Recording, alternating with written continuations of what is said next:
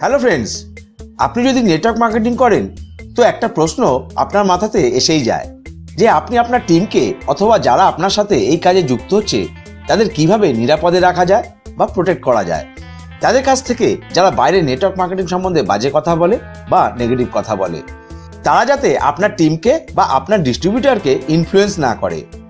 মনে রাখবেন, network marketing সবার আগে দরকার আপনার টিমকে অথবা যে আজ আপনার সাথে এই বিজনেসে আসছে তাকে নিরাপদ রাখা বা প্রোটেক্ট করা, কারণ সে যাতে অন্য মানুষের প্রভাবে প্রভাবিত না হয় যে তাকে নেগেটিভ করে দিতে পারে। এই কারণে আপনাকে আপনার ডিস্ট্রিবিউটরকে বা আপনার টিমকে শেখানো দরকার হিস্ট্রি অফ নেটওয়ার্ক মার্কেটিং, মানে নেটওয়ার্ক মার্কেটিং এর ইতিহাস, যে নেটওয়ার্ক মার্কেটিং শুরু কবে হয়েছিল। যদি আপনাকে কেউ এটা বলে যে নেটওয়ার্ক মার্কেটিং ফালতু, একটা পঞ্জি স্কিম, একটা চেইন সিস্টেম, একটা ফ্রড বিজনেস, আমি অনেক কোম্পানি দেখেছি, আমি পয়সা লাগিয়েছি, অনেক সময় নষ্ট হয়, এখানে কিছু হয় না, তো এর উত্তর কি এবং তারা এইসব কথা কেন বলছেন?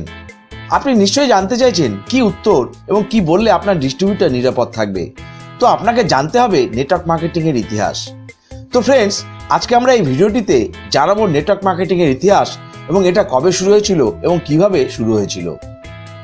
নেটওয়ার্ক মার্কেটিং কোনো 5-10 বছরের পুরনো ইন্ডাস্ট্রি নয়। একজন মানুষের কথা বলি, কার্ল এফ রেইনবর্গ, যিনি চায়না থেকে আমেরিকা পৌঁছান। তিনি চায়নাতে দেখেছিলেন অনেক মানুষকে মাল্টিভিটামিন ইউজ করতে, ন্যাচারাল রেমেডিস ইউজ করতে, কিছু জড়িবুটি ইউজ করতে, যাতে তারা হেলদি থাকতে পারে। চায়নাতে তখনও মানুষ ভীষণ হেলথ কনসিয়াস ছিল, কিন্তু আমেরিকাতে ছিল না। তো উনি 1934 সালে আমেরিকা এসে একটি কোম্পানি শুরু করেন, যার নাম দেন ক্যালিফোর্নিয়া ভিটামিন। এটা একটা মাল্টিভিটামিন তৈরি করার কোম্পানি ছিল, ন্যাচারাল হেলথ সাপ্লিমেন্ট তৈরি করত। এই কোম্পানিটি প্রথমে ছিল ক্যালিফোর্নিয়ায়, কিন্তু খুব তাড়াতাড়ি ছড়িয়ে পড়ে এবং বড় হয়ে যায়। মানুষের প্রোডাক্টটি খুব পছন্দ হয়। 1940 সাল, মানে নেক্সট 6 বছরের মধ্যে এই কোম্পানিটির নাম চেঞ্জ হয়ে যায়, যার নাম রাখা হয় নিউট্রিলাইট। নিউট্রিলাইট মানুষের খুব পছন্দ হলো এবং পুরো আমেরিকায় ছড়িয়ে পড়ল। কিন্তু নিউট্রিলাইট কোম্পানি একটা জিনিস নোট করলো, মানুষ যে প্রোডাক্ট কিনছে সেটা রেফারেলের মাধ্যমে বেশি কিনছেন। মানুষের প্রোডাক্ট থেকে উপকার পাচ্ছে, তো তারা অন্য সবাইকে বলছেন, মানে অ্যাকচুয়ালি যা কাস্টমার আসছে সেটা রেফারেল বেস মডেল থেকে আসছে, ডাইরেক্ট আসছে না। কোম্পানি ভাবলো আমরা আলাদা আলাদা জায়গায় ডিস্ট্রিবিউটর ক্রিয়েট করব। তো তারা তাদের এক্সিস্টিং কাস্টমারকেই ডিস্ট্রিবিউটর বানিয়ে দেওয়ার সিদ্ধান্ত নিল, কারণ এরাই তাদের প্রমোশন করছে, word of mouth product sale করছে, তো এদের কিছু লভ্যাংশ দিয়ে দেওয়া যাক, তারপর দেখা যাক কি হয়। তারা 2% কমিশন দেওয়ার সিদ্ধান্ত নিল এবং মানুষকে বলল, স্যার আপনি আমাদের কাস্টমার, আপনি আমাদের কাছ থেকে প্রোডাক্ট নেন, যদি আপনি মানুষকে বলেন এবং আপনার থ্রু আমাদের যা প্রোডাক্ট বিক্রি হবে আমরা আপনাকে তার 2% কমিশন দেবো। শুধু তাই নয়, তারাও যদি আগে কাউকে রেফার করে তারও কিছু মার্জিন আপনি পাবেন। ঠিক এইভাবে প্রথমবার দুনিয়াতে ইন্ট্রোডিউস হয় মাল্টি লেভেল মার্কেটিং। এখানে সেকেন্ড লেভেল অবধি পয়সা পেতে শুরু করে, যারা মানুষকে ওয়ার্ড অফ মাউথ প্রমোশনের দ্বারা এই প্রোডাক্টের কথা বলছেন। এতে তারা অনেক সফলতা পেলেন, মানুষ কন্টিনিউয়াস রেফার করতে থাকলো। এরপর 1949 সালের মধ্যে এই নিউট্রিলাইট কোম্পানিতে তাদের মাল্টি লেভেল মডেলেতে দুজন ডিস্ট্রিবিউটর যুক্ত হন। একজন হলো জে ভ্যান অ্যান্ডেল এবং আরেকজন রিচ ডিভস। নেক্সট 10 বছর এরা দুর্দান্ত গতিতে কাজ করলো, কিন্তু এরপর নিউট্রিলাইট তাদের বিজনেস পলিসি চেঞ্জ করার সিদ্ধান্ত নিল। তারা আবার ট্র্যাডিশনাল বিজনেস মডেলের দিকে এগিয়ে গেল এবং তারা ডিস্ট্রিবিউটরের দিকে আর ফোকাস করলো না। এর ফলে এই দুজন নিউট্রিলাইট কোম্পানি ছেড়ে দিল এবং 1960 সালে একটি নতুন কোম্পানি সৃষ্টি করলো, যাকে আপনারা অ্যামওয়ে নামে চেনেন। এই কোম্পানির আসল নাম হলো দ্য আমেরিকান ওয়ে, যার শর্ট ফর্ম হলো অ্যামওয়ে। তো অ্যামওয়ে প্রথম লিকুইড টাইপ ডিটারজেন্ট, মানে কিছু ক্লিনিং প্রোডাক্ট বিক্রি করত, যা ঘর পরিষ্কার করার কাজে আসতো। এরপর অ্যামওয়ে দুর্দান্ত গতিতে এগোতে লাগলো, কারণ তারা তাদের ডিস্ট্রিবিউটরের উপর ফোকাস করলো এবং প্রথমে 2 লেভেল নয় 3 লেভেল অবধি পয়সা দেওয়া শুরু করলো। এরপর তারা তাদের মার্কেটিং মডেলটিকে বারবার চেঞ্জ করলো শুধু ডিস্ট্রিবিউটরকে সুবিধা দেওয়ার জন্য। 1972 সাল অবধি অ্যামওয়ের গ্রোথ রেট দুর্দান্তভাবে বৃদ্ধি পেল। অ্যামওয়ে এত পয়সা কামালো যা অন্য কোনো কোম্পানি করতে পারলো না এবং তাদের গ্রোথও বাড়াতে পারলো না।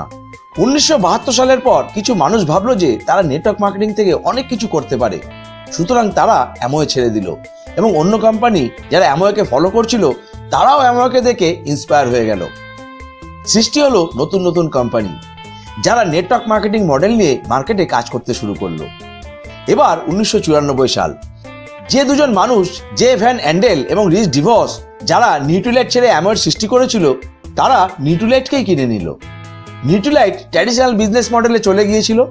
তো দেখুন নেটওয়ার্ক মার্কেটিং এর এত পাওয়ার, এত পয়সা, তারা নিউট্রিলাইটকেই কিনে নিল। অ্যাকচুয়ালি আজ নিউট্রিলাইট অ্যামওয়ের কেনা একটি প্রোডাক্ট। এবার কি হলো, 1990-এর কাছাকাছি এইসব বাইরের কোম্পানিগুলো ভারতে চলে এলো। ভারতের মানুষের নেটওয়ার্ক মার্কেটিং কনসেপ্ট দারুণ পছন্দ হলো, কারণ এক্সট্রা ইনকাম পাওয়া যায়, প্যাসিভ ইনকাম পাওয়া যায়। এখানে তারা সেমিনার কন্ডাক্ট করে, মানুষকে ইনফ্লুয়েন্স করে, তো মানুষ যুক্ত হতে শুরু করে। ভারতে মানুষ ইনকাম করাও শুরু করে দেয়। কিন্তু একটা প্রবলেম হলো, সেটা হলো এইসব কোম্পানির যে প্রোডাক্ট নিয়ে এসেছিল সেগুলো ভারতবাসী মানুষের কোনো কাজের ছিল না। প্রোডাক্ট কি ছিল? কার ওয়াশ, যা আপনার গাড়ি চকচক করবে। কিন্তু ভারতের কত পার্সেন্ট মানুষের কাছে গাড়ি ছিল? নায়ের সমান। কিন্তু এক্সট্রা ইনকাম থেকে মানুষ তো যুক্ত হচ্ছিল। তবে তারা প্রোডাক্টটি কনজিউম করে কি করলো? তারা এই কার ওয়াশ দিয়ে তাদের গরু মোষকে পরিষ্কার করার কাজে লাগালো। তো ভারতবাসী মানুষের কাছে এই প্রোডাক্টটা কোনো কাজেরই ছিল না। তো ভারতে যারা সেই কোম্পানিতে কাজ করছিল, তা দেখলো প্রোডাক্ট তো কাজের নয়, কিন্তু প্ল্যান খুব ভালো। কারণ মানুষের নেটওয়ার্ক মার্কেটিং কনসেপ্ট খুব পছন্দ হয়েছিল। তাই তারা শুধু জয়নিং এর দিকে ফোকাস করলো, শুধু প্ল্যানের উপর কাজ করা শুরু করলো, প্রোডাক্ট হাটিয়ে দিল। শুরু হলো শুধু মানুষ ধরা, পয়সা লাগাও পয়সা কামাও, পয়সা লাগাও পয়সা কামাও। এবার দেখুন বেশিরভাগ ক্ষেত্রে আজও তাই হয়ে আসছে। আর এখান থেকে শুরু হয় চিট ফান্ড কোম্পানি। আর চিট ফান্ডে কি হতো? শুধু পয়সা লাগাও পয়সা কামাও। চলে এলো পঞ্জি স্কিম। মানুষ গুচ্ছ গুচ্ছ পয়সা ঢালতে শুরু করলো, প্রোডাক্টের কোনো ব্যাপারই থাকলো না। এরপর মানুষের অনেক লোকসান হলো, কারণ অনেক কোম্পানি মানুষের পয়সা নিয়ে ভেগে গেল। কিছু লোভী মানুষ এই কোম্পানিগুলো শুরু করেছিল এই চিট ফান্ড স্কিম, পঞ্জি স্কিম, যারা শুধু নিজের মুনাফার কথা ভেবেছিল, মানুষের কথা নয়। তারা নেটওয়ার্ক মার্কেটিং মডেল নিয়ে কাজ করেনি, পঞ্জি স্কিম চালিয়েছে। ফলে মানুষের অনেক লোকসান হয়। আর এই সব ঘটনার কারণে মানুষের নেটওয়ার্ক মার্কেটিং থেকে ভরসা উঠে যেতে শুরু করলো। এরপর মানুষ আরো অ্যাট্রাকটিভ স্কিম নিয়ে আসলো, প্রপার্টিতে ইনভেস্টমেন্ট, গোল্ডে ইনভেস্টমেন্ট, তাও আবার নেটওয়ার্ক মার্কেটিং মডেলের দ্বারা। তারা বলল ইনভেস্টমেন্ট হচ্ছে, কিন্তু সেটাও ফেক। অ্যাকচুয়ালি যারা ভালো কোম্পানি ছিল তারা হাইলাইট হতে পারছিল না, কিন্তু যারা খারাপ কাজ করছিল তারাই হাইলাইট হচ্ছিল। দেখুন, আপনি জীবনভর মানুষের ভালো করুন তো আপনি হাইলাইট হবেন না, কিন্তু ভুল করে যদি কোনো বাজে কাজ করে ফেলেন তো পরের দিনে আপনার ছবি খবরের কাগজে ছেপে যাবে। তো যে মানুষ খারাপ কাজ করছিল তারা হাইলাইট হচ্ছিল, কিন্তু ভালো কোম্পানিগুলোর কথা কেউ বলছিলই না। মানুষ ভাবলো নেটওয়ার্ক মার্কেটিং ঠিক কাজ নয়, তো আমি করব না, কারণ চারদিকে ছড়িয়ে গেছিল যে এই স্কিমগুলো সঠিক নয়। এরপর গভর্নমেন্ট এর উপরে অ্যাকশন নিল। ভারতের ডাইরেক্ট সেলিং অ্যাসোসিয়েশন তৈরি হলো, কিন্তু গভর্নমেন্টের সবকিছু ঠিক করতে সময় লাগে, ফলে এই স্কিমগুলো চলতেই থাকে। কিন্তু মানুষ যখন বারবার শুনতে থাকলো যে এই স্কিমগুলো খারাপ, তাদের বিশ্বাস এবং ভরসা নেটওয়ার্ক মার্কেটিং থেকে চলে যেতে শুরু করলো। আজও যদি আপনি আপনার বাবার বয়সী কাউকে জিজ্ঞেস করেন যে নেটওয়ার্ক মার্কেটিং কি ভালো, তারা বলবে না, এটা বেকার জিনিস। আমি অনেক কোম্পানি দেখেছি, অনেক স্কিম দেখেছি। তো এগুলো ছিল সেই স্পঞ্জি স্কিম। এরপর কি হলো? অবশেষে ভারতে কিছু ভালো কোম্পানি জন্ম নিল, যারা নিজেদের প্রোডাক্ট মানুষের কাছে পৌঁছানোর চেষ্টা করলো। তারা মাল্টি লেভেল মার্কেটিং এর সাহারা নিলেন, কারণ তারা জানে যে মাল্টি লেভেল মার্কেটিং এর অনেক পাওয়ার। যদি কনজিউমারকেই ডিস্ট্রিবিউটর বানিয়ে দেওয়া যায় এবং কিছু মুনাফা দেওয়া যায়, তো তারা অবশ্যই প্রচার করবে। আর এটাই হলো ফান্ডামেন্টাল প্রিন্সিপাল নেটওয়ার্ক মার্কেটিং এর। মানুষ আবার কাজ করা শুরু করে। এবার তার স্কিম এবং প্ল্যান ফোকাস না করে প্রোডাক্টের উপর ফোকাস করলো, প্রোডাক্ট নিয়ে কাজ করতে শুরু করলো। আপনি দেখুন, যারা ভালো কোম্পানি তারা প্রোডাক্টকে আগে রেখে মানুষকে বললো আপনারা প্রোডাক্ট ট্রাই করুন, যদি প্রোডাক্ট ভালো লাগে তবেই প্রমোট করুন। এরাই হলো জেনুইন কোম্পানিজ। আর আজ এই টাইপের জেনুইন কোম্পানিগুলি নেটওয়ার্ক মার্কেটিং এর ছবিটাকে আবার সঠিক করা শুরু করে দিয়েছেন। সেকেন্ড টাইম আবার নেটওয়ার্ক মার্কেটিং এর প্রতি মানুষের অ্যাওয়ারনেস আসতে শুরু করেছে। গভর্নমেন্ট এবং ডাইরেক্ট সেলিং অ্যাসোসিয়েশন গাইডলাইন নিয়ে এলো নেটওয়ার্ক মার্কেটিং এর উপর, এবং তারা বলছে যে গাইডলাইন আমরা নিয়ে এসেছি সেগুলো যে কোম্পানি ফলো করছে সেগুলোই সঠিক কোম্পানি। সুতরাং নেটওয়ার্ক মার্কেটিং এ যদি আপনি এরকম কোনো কোম্পানির সাথে থেকে থাকেন, অথবা এরকম কোনো কোম্পানির কথা শুনে থাকেন যেখানে ভালো প্রোডাক্ট আছে, খুব ভালো কালচার আছে, ভালো প্ল্যান আছে, তো সেখানে কাজ করে আপনি আপনার ভাগ্য তৈরি করতে পারেন। যদি কোনো প্রোডাক্ট নেই, শুধু জয়নিং আর জয়নিং, হাওয়ায় হাওয়ায় কথা চলছে, তো আপনি ভেবে নিন সেটা পঞ্জি স্কিম।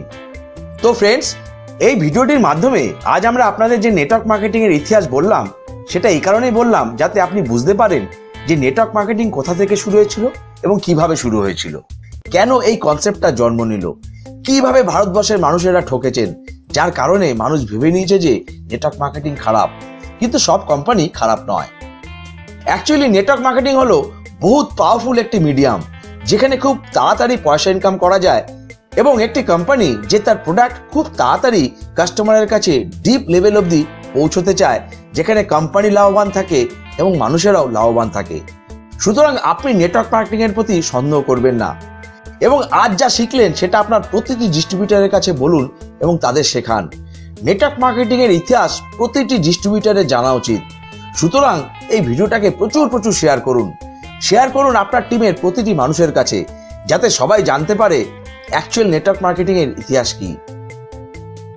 এবার যদি আপনি নেটওয়ার্ক মার্কেটিং এ থেকে থাকেন, তো শুধু বেসিক ট্রেনিং নিয়ে কিছু হবে না। নেটওয়ার্ক মার্কেটিং এ আপনি অনেক পয়সা কামাতে পারেন এই শর্তে যদি আপনি সেই সব স্কিল শিখে নিতে পারেন, সেই সব অ্যাকশন প্ল্যান শিখে নিতে পারেন, সেই সব স্ট্র্যাটেজি শিখে নিতে পারেন, হিউম্যান সাইকোলজি শিখে নিতে পারেন, যা বাইরে কোথাও শেখায় না। কোম্পানি লেভেলে কেউ আপনাকে শেখাবে না, আপনাকে প্রফেশনালি শিখতে হবে। তো ফ্রেন্ডস, আপনারা যদি এই বিজনেসে একজন প্রফেশনাল হতে চান এবং একটি পাওয়ারফুল নেটওয়ার্ক কোম্পানি এবং পাওয়ারফুল লিডারদের সাথে থেকে কাজ করতে চান, তো ফ্রিডম স্টুডের চ্যানেল আপনাকে বেশ কিছু সুবিধা দিতে পারে। যেমন ফ্রিডম স্টুডের কাছে প্রতিদিন অনেক মানুষ কাজ করার জন্য যোগাযোগ করেন। আমরা সেই সমস্ত মানুষের সিদ্ধান্তের ভিত্তিতে আমরা আপনার টিমে নিযুক্ত করে দিতে পারি।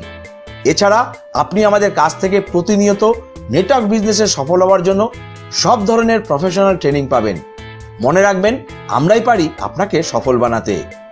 অতএব যদি আপনারা আমাদের এই সিস্টেমের ব্যাপারে জানতে চান এবং আমাদের সাথে কাজ করতে আগ্রহী হন, তাহলে আমরা বলবো সুস্থ থাকুন, ভালো থাকুন, wish you all the best.